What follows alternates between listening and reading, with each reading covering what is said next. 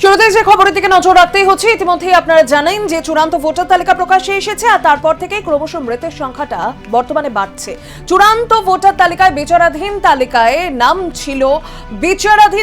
ছিল মগরাহাটের পশ্চিমে রফিক আলী গাজীর, আর আতঙ্কে আত্মহত্যা করেছেন রফিক আলী গাজী।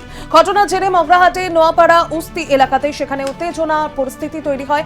এই মৃত্যুর জন্য নির্বাচন কমিশন দায়ী এমনটাই অভিযোগ করা হয় পরিবারের তরফ থেকে গত 28 ফেব্রুয়ারি। কথা বলবো, আবার যোগাযোগ করা সম্ভব হয়েছে। আমার সঙ্গে টেলিফোনে রয়েছেন কংগ্রেস মুখপাত্র চন্দন ঘোষ চৌধুরী। চন্দনবাবু, স্বাগত আপনাকে বাংলা জাগোয়। চন্দনবাবু, চূড়ান্ত ভোটার তালিকা প্রকাশের পর থেকে একের পর এক মৃত্যুর ঘটনা, এখনো পর্যন্ত 5 জনের মৃত্যু, একজন হাসপাতালে চিকিৎসাধীন গুরুতর অবস্থায়, কিভাবে দেখছেন?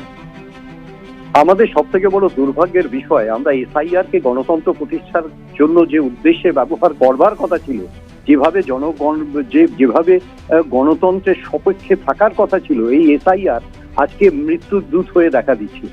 দুর্ভাগ্য এখানে যে আমরা যারা বিরোধী দলের কংগ্রেসের বিশেষত প্রতি মুহূর্তে আমরা অ্যালার্ট করেছিলাম, ইভেন এসআইআর তৈরি হওয়ার আগে আমরা মহারাষ্ট্র এবং হরিয়ানার নির্বাচনের পরবর্তী সময়ে বিহারেও আমরা বলেছিলাম যে এখানে এসআইআর এর বেশ কিছু ত্রুটি আছে, সেগুলোকে রেকটিফাই করুন, সর্বদলীয় বৈঠক ডাকুন।